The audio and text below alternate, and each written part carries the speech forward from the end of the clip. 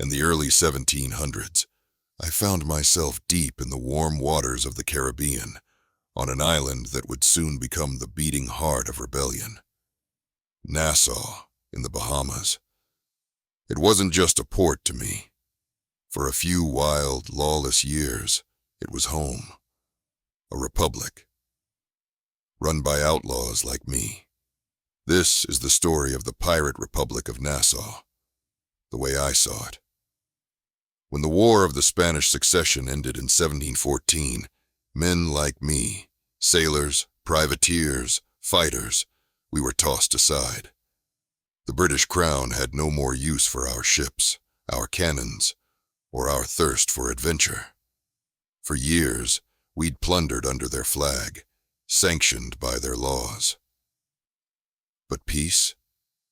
Peace left us with nothing. So we made our own kind of war. We needed a place to gather, a place beyond the reach of kings. Somewhere warm, lawless, and close to rich shipping lanes. Nassau was perfect. It had been a British settlement once, but the Spanish raids left it broken. The governors abandoned it. The soldiers left.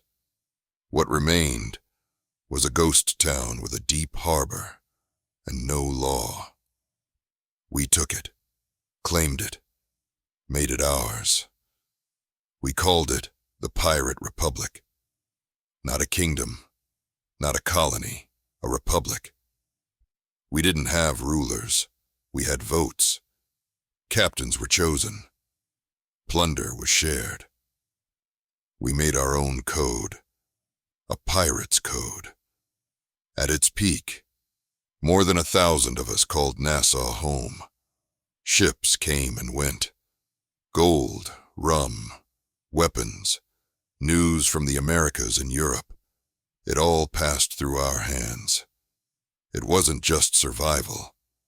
It was freedom. People think pirates were all chaos and cruelty. Truth is, many of us had our own sense of justice. We didn't trust kings or empires, but we trusted each other. Our pirate code laid out everything. Who got what share, how injuries were compensated, what happened when someone broke the rules. Lose a leg in battle, you were paid.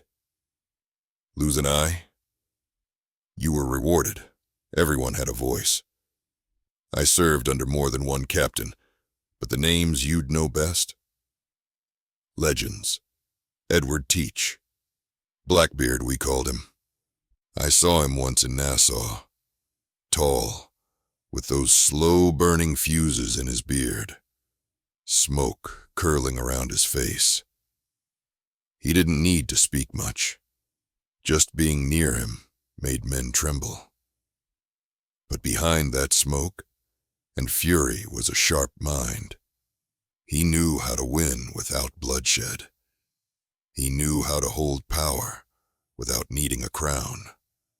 Then there was Charles Vane. Ruthless, unpredictable. He didn't care for rules, not even ours.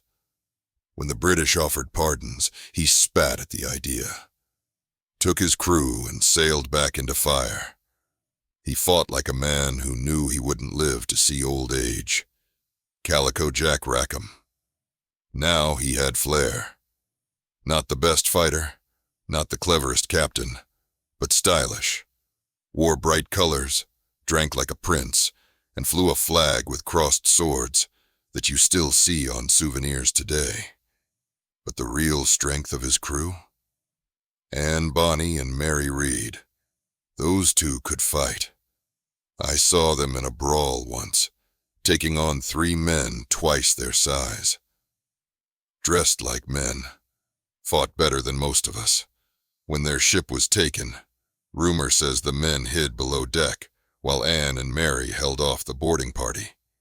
True or not, it felt true.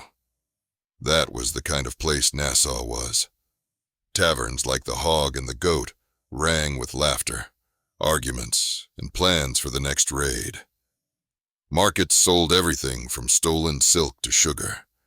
We repaired our ships right in the open, painted them, patched their sails, and loaded up for the next strike. It felt like the world had forgotten us, and we liked it that way. But empires don't forget. They wait. In 1718, the British sent Woodes Rogers, former privateer, now governor. He understood our kind. That made him dangerous.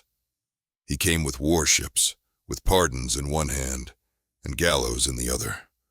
Some of us took the deal. We were tired. We had gold. Maybe we wanted peace, but others, Vane, Blackbeard, they wouldn't bend. Vane ran. He was caught and hanged. Blackbeard died in battle, outnumbered but unbroken. They say it took 5 musket balls and more than 20 cuts to bring him down. I wasn't there, but when the news reached Nassau, the silence in the tavern said everything. Rogers reclaimed Nassau.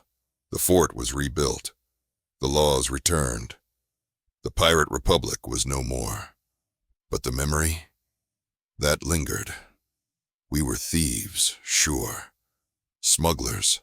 Fighters. But for a few short years, we were something else. We were free. We voted. We shared. We lived by our own rules. We came from everywhere. Former soldiers, escaped slaves, women in disguise, runaways and dreamers. We weren't bound by nation or race or religion, just by sea and sail. And even now, when I close my eyes, I hear it. The creak of timber, the crash of waves, the laughter echoing through Nassau's crooked streets. People write songs and stories about us, make games, film shows, dress like we did for fun. But they forget the truth. We weren't playing. We lived it. Today, Nassau is a place for tourists, cruise ships, gift shops. But if you find yourself there at dusk, when the wind picks up and the sea turns dark, maybe you'll feel it too. The ghosts of a republic born from chaos, built by the unwanted, ruled by no one. This was our Nassau. This was the pirate republic. And I was there. Follow the Curious Vault. For more stories from the edges of history, where fact and legend walk side by side.